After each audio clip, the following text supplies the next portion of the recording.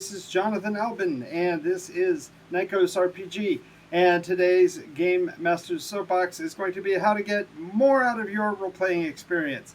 I've been GMing for close to 50 years, and I have had so many different types and personalities at my table that I have seen pretty much it all. And I'm going to be helping you figure out how to uh, create the best games experience for yourself going in. Because if you are prepared to play the game, then you are ready to experience it in ways that you have never ever considered before. So today we're going to look at several different points. I've got a full board ahead above me, as you can see, and so we got a lot to talk about. And no, I didn't get a funny haircut. I'm wearing my adventure cap today. I picked this up at one of those touristy traps during one of my many adventures across this country, and so it's a cap, but it looks like bad hair. So maybe if nothing else, you'll be wanting to know where the heck I got my where I went to the barber. But anyway, so we're going to be talking about getting the most out of role playing, and it's important and essential to know that when we're talking about role playing, we're talking about the interaction at a personal level that brings us into the story and puts us in the driver's seat of what kind of action we're going to be involved in. So these top tips and hits that I'm providing are ways for you to bring actively more to the table so that you can get more out of the experience. All right, so let's get going, shall we?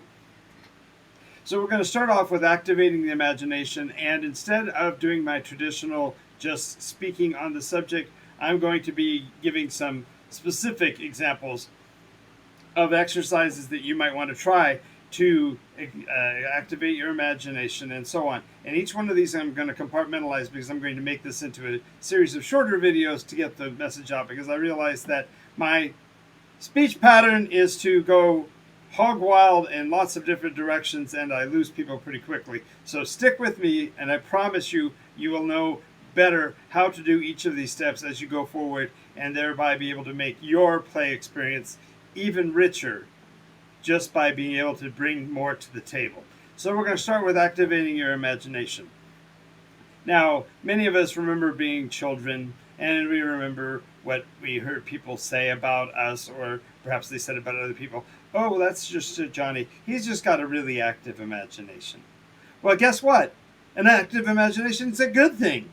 When you have an active imagination, when you are willing to push the envelope and expand the creativity that you have within your own head, you give more space for that creativity to engage with others. Now, I'm not talking about opening your mind and expanding your vision and trying to, any kind of ooga booga stuff. I'm talking about active imagination. And so one of the ways to create a more active imagination is to consider and contemplate things in an as-if environment. So for this first exercise, we're going to look at activating our imagination by determining what we are able to reach within our space. And by understanding our relationship space to things and objects around us, we'll have a better handle on how we can engage this environment that we're creating, this fictional space. Now, the first thing we're going to do is we're going to have to activate the imagination. You have to interact with your memory, because memory is where all of that information goes, and the things that become natural to us are those things that become so familiar they become second nature. Driving a car is a great example. I remember when I first learned how to drive a car, oh my goodness, you could watch my car meander down the road as I was thinking. My mom used the example of a fictional neighbor called the Smiths that lived on the left side of the road, and the Joneses that lived on the right. And as she was sitting in the passenger seat guiding me on driving, as I started to drift to the left, for example, she'd say, "Jonathan, going to the Smiths' house. Oh wait, we don't want to go to the Joneses." And so the car would eventually correct itself. And when we first start, our reactions are over the top. We overcorrect. And the same thing is going to be true in your imagination. When I say activate your imagination, you're going to go, unicorns and dragons, yes, really fantastic. You think, well, no, that's imagination. It certainly is that, but it's not an active imagination. It's more the visual aspects of imagination, and we're allowing our brains to mentally see these fictional things. And I'm not talking about that yet. Let's just talk about the Smiths and the Joneses here. Let's talk about you're sitting in the space wherever you are in front of this screen, whether you're got the phone out in front of you or if you're watching this on your desktop. You have a certain number of things that you can do from your position. Like in my case, I can reach my keyboard. I could reach out and touch my monitor. I can put my finger right in the camera's face. These are all things I can do in reality. So if I'm going to imagine things, the best is to imagine what I can do right now. So if I'm seated, so I could stand up, I could move about. And so with this first exercise of your active imagination is I want you to consider where you are in your imagination right now. Are you in a black space with nothing around you? Or are you in a comfortable chair someplace? Now the first way to imagine is just to consider alternatives, and that is a very light form of imagination. So from your seated position where you are, it's not a far cry to imagine you making a funny face right now. And I imagine some of you just did make a funny face, because that's what would happen, is that you intrinsically, when you start to think about something, you do it because that's the way we are programmed. We are not creatures who live in imagination naturally. We certainly did when we were younger. We certainly fictionalized a lot of things when we were kids. Sometimes it was even what grades we got on the test. Nudge, nudge, wink, wink, say no more. But let's talk about, in this case of active imagination, I'm going to give you imagine that you're standing up. Now, from where you are, imagine what things you might be able to reach for. I'm close enough that if I stood up right now, I could reach for my speakers on the counter beside me, or I could reach the light controls to change the volume of light in the room. As a matter of fact, I do need to, because I notice I'm down the light.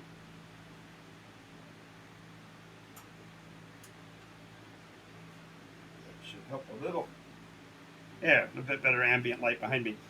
The imagination. See, I just did an active instead of an imaginative thing. If I say I'm going to put, okay, so imagine now, the next thing of imagination is to be able to alter the reality that you are in imaginatively. And so imagine if I've just turned on a flickering light, that we're getting a candlelight effect instead of this brilliant white that's in front of me. So if you are with me and in imagining this thing, you have now changed the condition of the world you are in. Now, this activation of imagination will go further when you're in a role-play game, because you're going to be activating your imagination to consider being a different person. And maybe that's a little bit harder, but not so much. Most of us did imaginative things when we were kids. We played cops and robbers, or we played, in my case, I was always Elliot Ness on the case, trying to stop the evil prohibition agents, and the people who were moving alcohol. That was one of the places that I went in my imagination. So in this case, activate your imagination to consider yourself to be somebody else. Maybe it's somebody of history. Maybe it's somebody of fiction. Maybe it's somebody who you really admire. And now that you're activating your imagination to think about that other person or that other personality, now let's take that activation one step further and imagine that person doing the things that they would do in the place where they would be standing instead of where you are. So we've now taken our imagination to a place that is real, that we can experience. We are creating the imaginative transposition that is becoming a different person for a moment. And now we're going to activate that imagination to think about things like, what speech patterns might they have that we don't?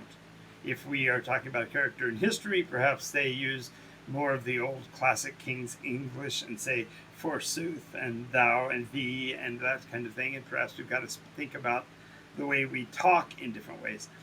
Each of these different steps of activating your imagination bring you further into a fictional realm, because you're no longer you, you're no longer solving the problem as if it was you, it's you as that other person.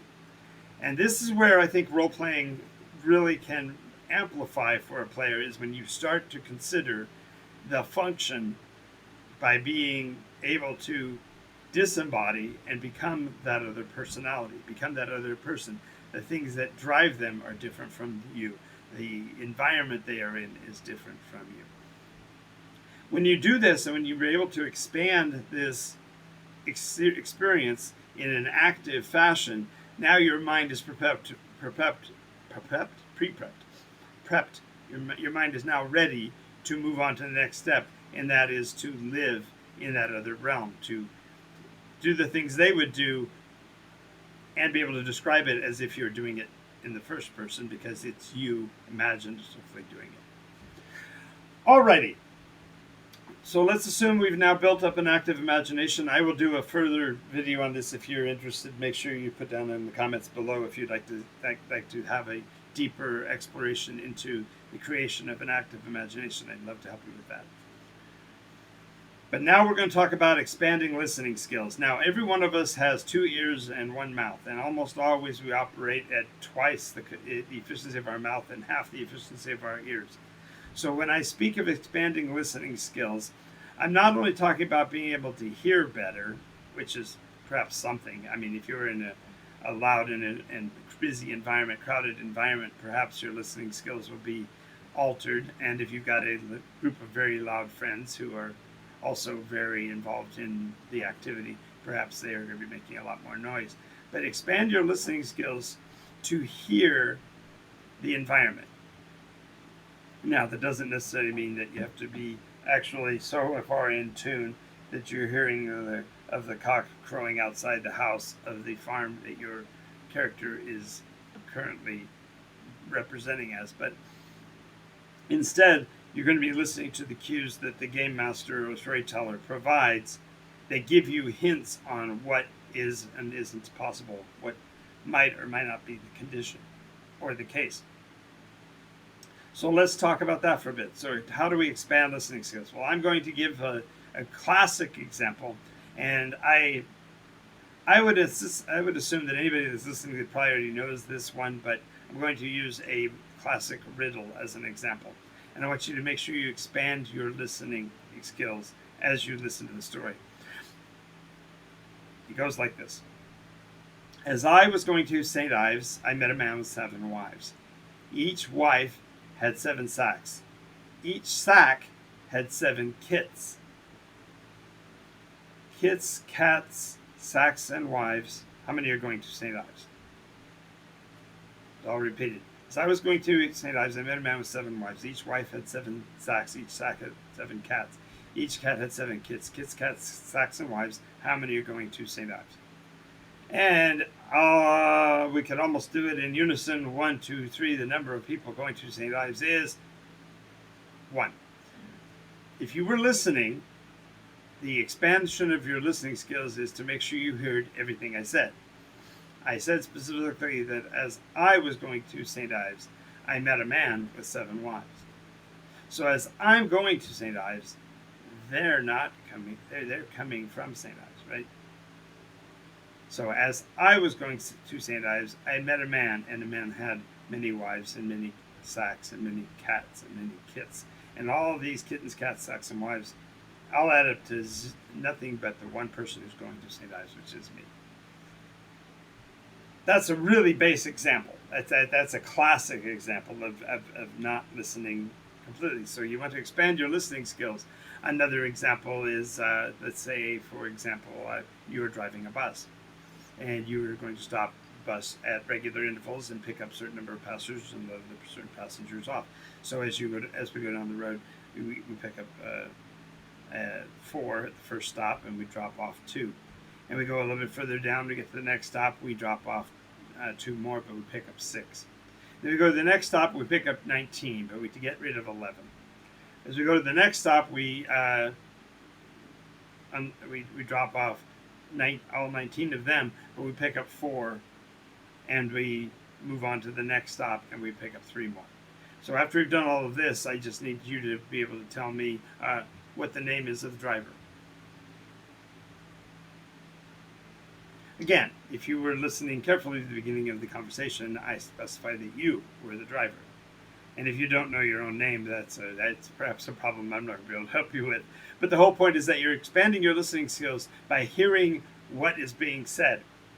There are 1,000 other examples of this, but in a role-playing game, on a regular basis, the game master is going to provide seeds of information during the setup and what's called the exposition of the scene, the establishing shot of the scene, to prepare you for whatever action is going to go on in the scene. So if he talks about, for example, you come into a bar and there is a old man who's nursing a drink, looking around nervously, and then there's a table with a couple of people playing cards, and they seem very animated and having a great time and aren't really paying attention to much around them.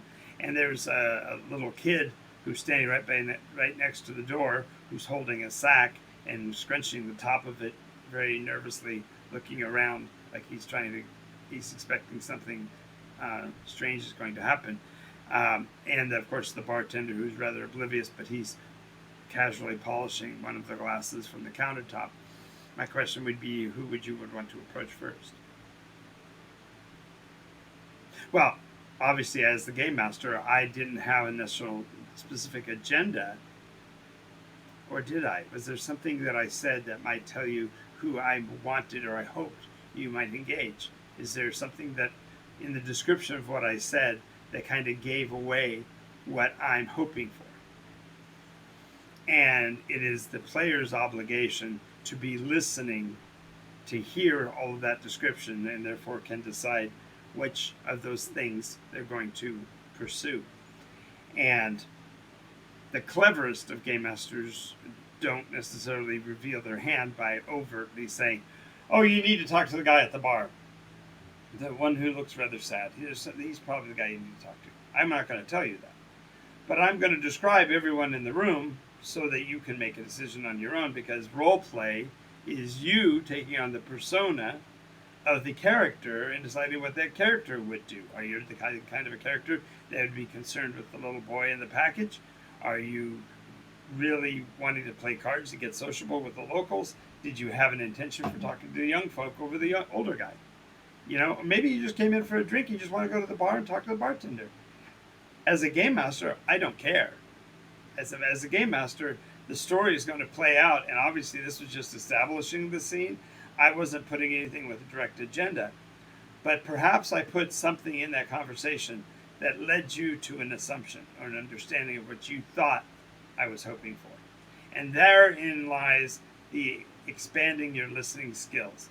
So if you can pick up what the storyteller is laying down and figure out from that what your persona would do, now you're playing the role-playing game. You are now expanding your consciousness to be in the role of that character, and your play, the gameplay, will be much more exciting to you because it will mesh with this personality that you're devising for your character. So this is really kind of critical. Expand your listening, pick up on the things that are going on around you, and make them your own, and therefore increase your appreciation of the role-playing. So the next part. We as human beings are fallible. One of the worst things they've proven is that we do not have rock-solid memory. The things that happen in the past are no more solid than things that are happening in the present, because we have the likelihood to adjust or alter our past experience within our own minds. So when we are playing a role-play game, we're now fiddling with somebody else's complete different collection of memories, and we're going to try to hold on to those. It's far better, therefore, as a player, to take a ton of notes, write down what's going on, what your character is feeling, what your persona is experiencing, so that you are not just improving your memory, but you're giving that character's memory a jog. So it's really important that you take a lot of notes, especially in a long campaign. If you're talking about a one-shot, there probably isn't much that goes on in scene 3 that has much to do with scene 1 other than setup. So it's not as important. But if you're running a week-over-week long-term campaign, there's going to be NPCs, non-player characters you're going to meet. There's going to be story characters that are going to be introduced that are going to be important for the sake of the story. There are going to be recurring player characters that you're going to want to remember that you know week over week over week, so that you can remember what, for example, if you made any obligations or suggestions to any of them along the way. So taking notes is not necessarily the drudgery of just following what the game master says, but more importantly, you're improving the memory of the persona you're playing. And this will enhance your gameplay because each time you play, each time you take on that role and bring it to the table, you're going to have a better recollection of what your persona is doing there, who they know, how they are related with these people, and things like this. And so taking lots of notes really means you're going to be improving the memory that your persona, that your character has in game, and therefore be able to connect with the game and the story on a much more visceral, gut feeling level. Okay, the next part's a little hard. This is section 4. The idea of compartmentalizing your thinking processes. We as human beings do this intrinsically. In other words, if we're working on a work project and we go to lunch with our friends, we don't forget the work we were doing. We just compartmentalize it, put it to the side. Our brain might be still processing on how we're going to resolve it, but we're actually interacting on a very different level. So the compartmentalization of your thinking processes while you're in game becomes important. In other words, disconnect from the factual world, put that to a side, and focus in on this persona, this list of notes that you have that are your memory, and what you are doing in that character's role. Because then when you do that, then you will be thinking with the parts of the brain that character would be using at that time, and you'll be thinking about the survival or advancements of that character in its entirety, completely wholly focused, and not letting other ideas and concepts drift across your brain. So being able to compartmentalize is really kind of important. I know people that play characters with voices. They actually take on a different voice pattern when they play. And this is twofold. Number one, it does add, and we'll talk a little bit later about voice in particular, but the idea is that when you change the way you speak, you also change the way you think. So by compartmentalizing your thought processes and then perhaps adding a inflection or an affectation, perhaps a hand motion or something that the persona does that you wouldn't, you can actually enhance your experience of that game by increasing the amount of mental processes that are being played through as if that other person was who you are. Next is using time wisely. And really, this is not talking about time management in any kind of large scale. The time management in this particular case is referring to what we do with what time we have during the game. So if you have a multiplayer game, you've got 6 or 8 players, the game master is going to spend time with each one of them covering specific aspects of what they are doing. And so realize that in that time when someone else is acting, you certainly can be processing what you're going to be doing and having an idea of what your options are, keeping kind of a visual acuity on where you are in the space, going back to the first level of active imagination, and really holding on to the scene to know where you are and what position you're in and all of that. That means when it comes back around to your time with the game master and he turns to ask you what you're going to do, you already have a fairly safe handle on what's going on. You might have some questions you need to ask for clarity, but you're going to be able to use your time more wisely, and therefore when it comes to you, you'll be able to go directly into the role play, go through the actions or the description of what you're going to do or whatever, and move right on. It means you're more efficient with your time, which you get more play per moment out of that time. If you spend your time listening to what's going on with other players and you let your mind go into that space, several things happen. First of all, you start to think that it's where you are because you're going to be drawn into that scene and you're going to be wanting to interact as that person. And therefore you lose sight of where you are in the story. But more importantly, you're not going to be able to use your time wisely when it is your turn because you'll have to go back and be reminded, okay, no, I was in the room with the sword and I wasn't in the room with the chair. Okay, so by being able to use your time more wisely, your play time will be more profitable. You get more accomplished, and therefore you'll be able to appreciate the overall game more because what you do and what you are involved with will feel more viscerally you. Pardon me. This leads directly to the next one, which is to be considerate of others. When you are sitting at a table with 5 or 6 players, the game master, granted, his story is expansive and includes everybody, but the idea of interacting is still going to be a one-on-one basis, and there are going to be players who have to have some time to do their actions as well. So if they are not yet used to using their time wisely, the game master has to spend more time spinning his wheels and reminding them where they are. So if you use your time more wisely, that means you have to also be able to be considerate of others, and even share with them the things that you've learned about it. Maybe you can help them to get to where they think ahead before their turn comes up, so that they're more aware, and this creates a better flow of time for everyone. But this consideration also has other ramifications. Be considerate of others in terms of what you are doing compared to what someone else is doing. If you hear somebody going through a treasure box and you're across the room, well, you have an inclination that, gosh, I'd like to be going through that treasure box too. It's really unfair to them for their risk of originally opening the box or whatever, for you to just race over there and ask to be involved in what they're doing. Instead, consider what else is going on in the room and how you could be considerate. Now, realize that role-playing also is a collaborative event. The players who are at the table with you are just as desirous of collective advancement as they are of their private advancement. Be okay with them doing their thing. Just go figure out what you're going to do separately. And if you are going to assist, find ways to do so that are considerate of the other person. Oh, if you're working on that box, can I help you? Can I help you sort through? Or can I, whatever. Therefore, you're deferring the decision back to the person who originally came up with the idea.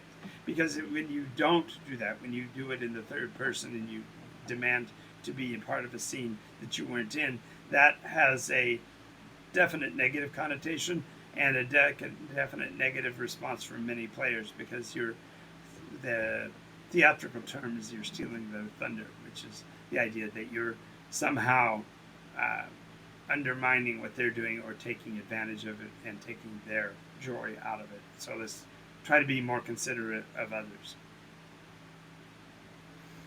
This next piece is absolutely important. If you are playing a role-play game, you have to realize that you are taking on that role, which means that it's not the character that is in the scene, but you. And so when you are in the scene, then what you do is you speak in the first person. I'm going to do this, I'm going to say that. Or even more importantly, just say it in character if you have such an affectation. Speak of things in the first person because it helps to remind you that you're in the scene. You are there. It's not something at a distance. It's not something you put in the room. You are in the room. And therefore your reaction should be in the first person. By doing so, you will feel it more viscerally when things happen in the story around you. But it will also help others to bridge this suspension of disbelief, because they will see you in the room. They won't see the persona you're playing. All right. Now this next one's for game masters, but it also applies to players. You want to expand your repertoire, which means if you are playing only one character in one game, that's great. Enjoy it. Build it out as much as you can. But one of the best things you can do for yourself is to play multiple characters in multiple environments under multiple game masters, so that you can expand your voices, you can expand your affectations, you can expand your repertoire, even within the same character. If you are learning that you speak differently in the presence of monstrous enemies than you do when you're speaking in front of characters, that's an expansion of your repertoire. Perhaps you find you've got a battle cry in you. Maybe you find that you're sheepish around nobles or something. Figure out what it is that your character is and expand that repertoire in your play. Because when you are playing more within the character that you are portraying, then your character becomes more of part of the environment, and therefore the entire thing takes on a level of realism to it, and therefore it feels more visceral and more memorable. And then the last point I want to mention here is that you want to practice improvisational skills. In in the pursuit of learning comedy and learning how to be a funny person, one of the things they teach you is to improvise, and that is to think in such a way that allows your imagination to become more active. And that is by saying, that totally works. And I also see this other thing. And in an improvisational troupe, one of the yes and projects is always trying to add something more that will make the other players have to expand their repertoire as well. And they're going to have to expand their improvisational skills because they now have to encompass the new thing that you've added. Now, this can get silly. This can get downright silly if you decide, yes, I'm going to say, yes, and I'm going to sing Yankee Doodle Dandy while I'm hacking at the monster. You can do that. That's a yes and, but that may not be in character, it may not be in persona, and it may just be for the purposes of comedy, and that's okay. But the idea is that you get to a yes and environment instead of a no but. So when the storyteller says that you're wanting to pursue something somebody else is doing, if you have another idea you want to pursue, be able to improvise and go, you're right, I shouldn't be over there doing that. I'm going to go over and do this other thing instead. If there was one box, maybe there's two. I'm going to go look in that closet again. Who knows? The idea of being a yes and person, game masters appreciate this and amplify that back to you because they like to play the improvisational game. Oh, you want to go back in the closet and see if there's another box? Well, sure, but if you have to roll a double down success. So go ahead and roll again, because this one's rather particularly hidden. Maybe there wasn't a box there before, but because you asked about it, perhaps one's been added. The game master, after all, is there to entertain and draw you into the story. And if you're showing interest in a part, he's going to try to play into that as much as he can to get the best benefit out of it for you. So by practicing improvisational yes and skills, and you figure out how to amplify your experience personally, you then also expand the appreciation of all the other players at the table. And when you're all engaging in this fictional realm, and you're all seeing the same universe, and you're all interacting because you're able to conceptualize where things are, you're going to have a greater games experience. And by practicing all of these steps, activating your imagination and listening a little bit better, taking copious notes, compartmentalizing your non-game thought, using your time wisely, etc., etc. If you do all these things, you're going to have a better play experience than you've had before, and every session will be masterful in the process. Do remember that real life is for those that can handle NycosRPG. So, this has been Jonathan Albin and NycosRPG for the Game Master Soapbox, and we've been talking about getting the most from role-playing.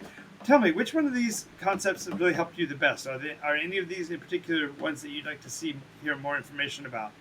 Feel free to leave me a comment in the comment section. You can also leave a note in the chat. I'm going to be on the air for a while longer, so if you have anything particular you'd like to talk about, feel free to jump in.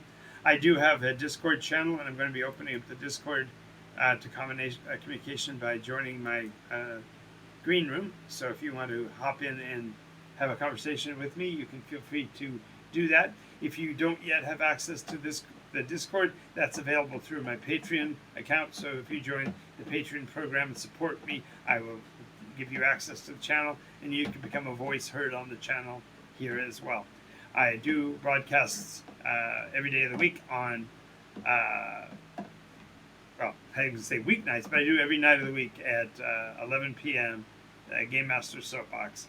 As often as I can. I also do sessions like I did today for Session 0 Chronicles, which talks about Nikos. And if you haven't seen the new map, definitely go watch that video, because I've got the new map for Nikos is out for the 9th iteration, and it's up for perusal and critique and everything. So I will be probably sending that over to my friends at World Anvil to do a critique my map kind of conversation.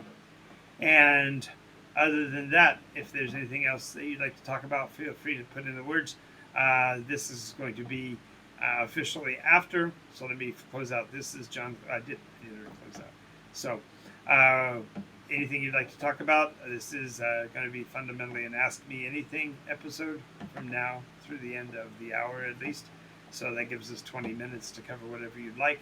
Perhaps we'll talk about my personal games history, or we'll talk about whatever you want in terms of challenges and whatever that you face in your role-playing experiences. So again, thank you for participating and watching, and if you have any questions or comments, please feel free to hop on in. I am going to take a 30-second pop out and get myself something to drink, so I will be right back in just a moment. Please stand by.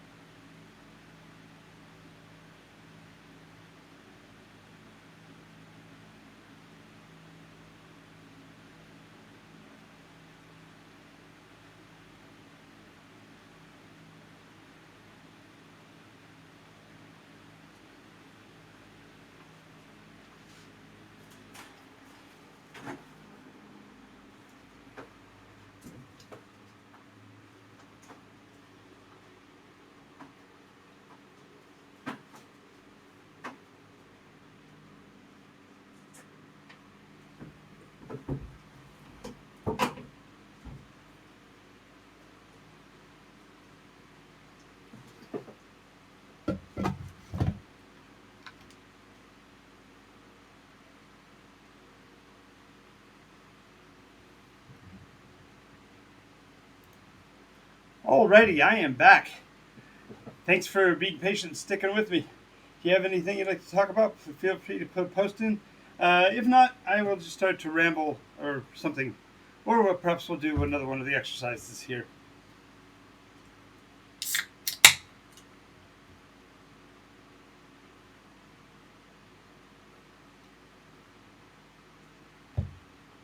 Had to go get a carbonated beverage. My talking tends to dry me out, so to speak, and nobody's commented on my hair yet, so I'm looking forward to somebody making a comment about it because it looks a lot different from my usual look. Of course, it's not. As I said, it's a cap, but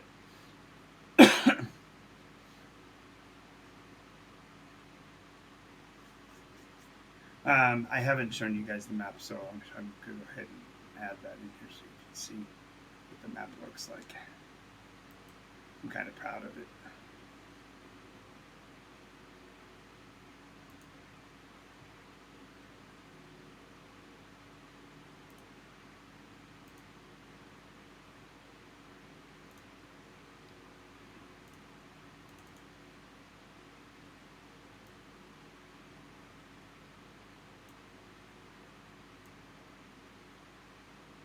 And this is the first map of all the iterations that I've done where I actually have made the oceans appropriately colored. I often describe the world of Nykos and I explain that the oceans are of a reddish hue and that the sky itself is a mauve color, the kind of the pinkish purple, and that the waters therefore look like in the shallows they look like rosé, and in the deeps they look like burgundy, and in the if you look at the horizon line looking out over the ocean, it will look like black water. Hence the term black water, referring to all water that is any place that you can go where you no longer see a landmass in the waters is rather terrifying because there are no, well, during the day there is the light of Nimbus and occasionally Helios visible, and more to the point is that in the evenings there are stars. But this is the first iteration in 7,000 years where there has actually been stars at night. And so it's only been about 300 years or so since the iteration began, so we're not sure whether or not there's been any astrogation developed. And if you'll notice that the grasses, even the plants, show a slightly yellowish tone to most of them. And that's, again, because of the odd lighting. The photosynthetics work differently. And the shallow waters, including the rivers, also take on the darker colors in their depths. So that's the reason why they're showing as being dark lines. And if there's any questions that you'd like to ask about where anything is on Nightcoast or where certain groups are, I can share that with you. In the future, I'll be actually building separate maps for each one, focusing on the particular area that they are in and what is available to them in terms of adventure courses. In this case, we are at the beginning of an era, and so most of the continents are undiscovered countries. The cities are known mainly because of the brave caravaneers who have brought cargo from place to place. But the advent of the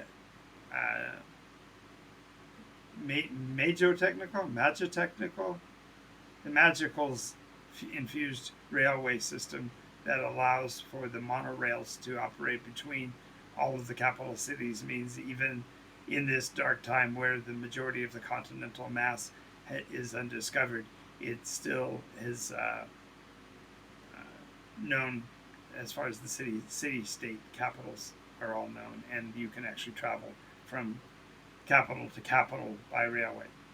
So that's going to be an interesting change in the world because I don't know how globetrotting will work and how many people will actually go on mapping adventures and such, and so we'll determine how much in the 9th iteration gets discovered. The session zeros are set up so that players will get to know some of the locations and where things that I've described are, so they can make choices to get them closer to them if they want to explore them. But the concept of game mastery for me is a combination between a long-term clicking story arc that is going to be continuing week over week and session over session, but that it takes 6 to 7 years to play out, even if you play every week. And in this last iteration, it took all 7 years and then some to accomplish.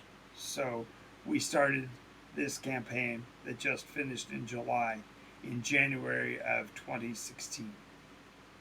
So that's 2016 to 2023 is right at 7 years and 6 months. So it was 7.5 years instead of the 7.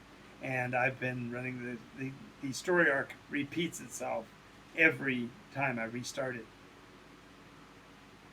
And we have run it now through completely 8 times. So 8 times 6 is 48 years. That comes out about right.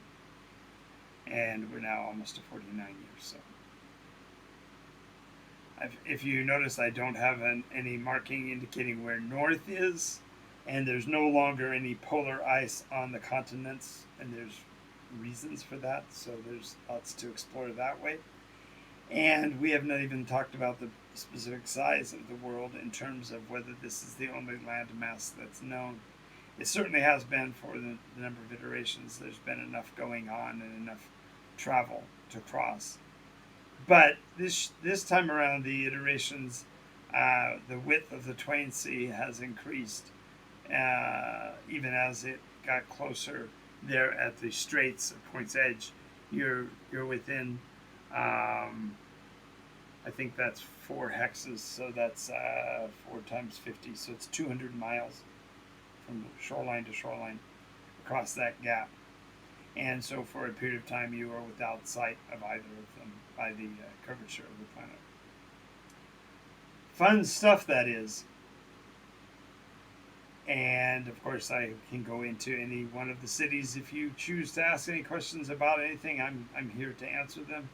And I've got about another 12 minutes. I'm going to stay with the show. So if there's anything particular you would like to talk about, please just drop a comment, and I promise I can go on for a long time, just giving some kind of an input from my players. As a storyteller and game master, I'm not known for being just a straight storyteller, narrative-wise, which I suppose I could be.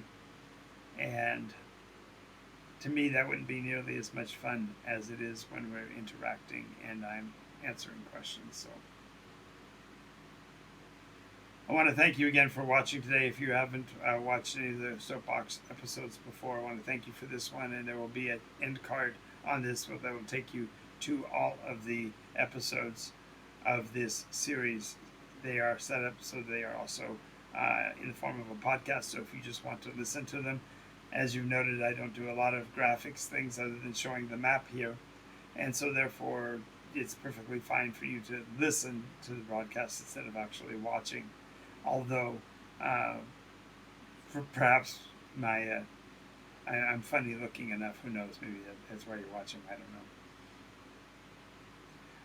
know. I did want to mention that we did have another follower today. Helen Cute One joined us. Yay! And just about 2 weeks ago, Huso101 was our most recent subscriber. So we're trying to build to a subscriber base of 100, and we're also trying to build to a viewer base of 1,000. So if you're watching my videos and you haven't shared them with anybody else, please do so, because it's important we get as many people knowing this stuff as possible, because a lot of the NycosRPG stuff is true innovation and isn't being used, and it will give you a way to really amplify your roleplay experience that way as well. So we have roughly, I'm beginning to sound like what do they call those? Telethons. So I'm not gonna do the timeout. Let's see if there's anything else that I need to point out. No, I think that's pretty much what I had to cover. If there's anything you would like to ask or whatever, feel free to post. And if not, I am probably going to be departing a little bit early because I'm, well, let me close out the map here.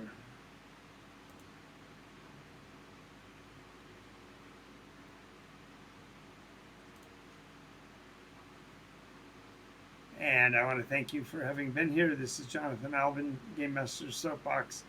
And getting the most out of roleplay with a segue into a little bit of Nycos lore. Thank you for your time and your presence, and I will see you in the next